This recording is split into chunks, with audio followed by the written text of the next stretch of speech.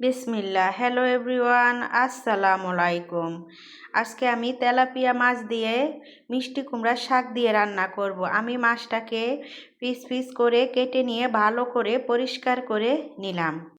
এখন আমি চুলাতে কড়াই বসিয়ে দিয়ে পরিমাণ মতো তেল দিয়ে দিলাম। আমি মাছটাকে লবণ হলুদ দিয়ে মেখে এখন একটু লাল লাল করে ভেজে নিব।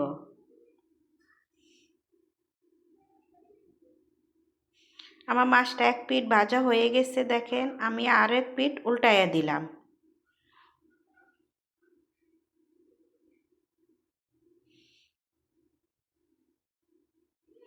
আমার মাছটা ভাজা হয়ে গেছে, এখন আমি উঠিয়ে নিব। আমার মাছটা উঠানো হয়ে গেছে, এখন আমি ওই তেলে দিয়ে দিলাম কাঁচা মরিচ আর পেঁয়াজ, আর দিয়ে দিলাম 1 চামচ আদা রসুন বাটা। এখন দিয়ে দিলাম স্বাদ মতো লবণ, 1 চামচ হলুদের গুঁড়া, 1 চামচ জিরার গুঁড়া, 1 চামচ ধনিয়ার গুঁড়া, 1 চামচ মরিচের গুঁড়া দিয়ে আমি ভালো করে কষিয়ে নেব। আমার কষানো হয়ে গেছে, এখন আমি আগেই আলুটা দিয়ে ভালো করে কষিয়ে নেব।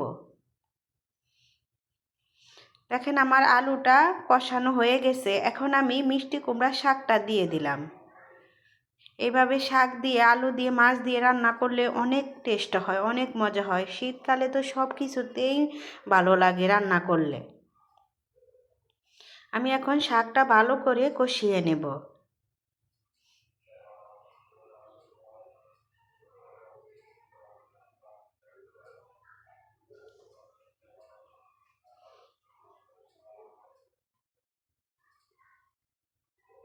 আমার শাকটা কষানো হয়ে গেছে, এখন আমি পরিমাণ মতো গরম পানি দিয়ে দিলাম। গরম পানি দিয়ে ফুটা আসা পর্যন্ত আমি অপেক্ষা করব। দেখেন আমার তরকারিটা বলক আসা পড়ছে, এখন আমি নাড়াচাড়া করে উপর দিয়ে মাছ দিয়ে দিব।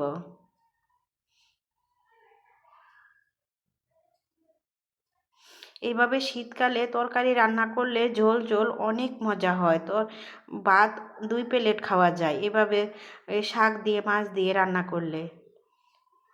আমার রান্নাটা এখানে শেষ হইলো। আপনারা সবাই ভালো থাকেন। আল্লাহ হাফেজ। আমি আবারও ফিরে আসবো আরেকটা নতুন ভিডিও নিয়ে। আসসালামু আলাইকুম।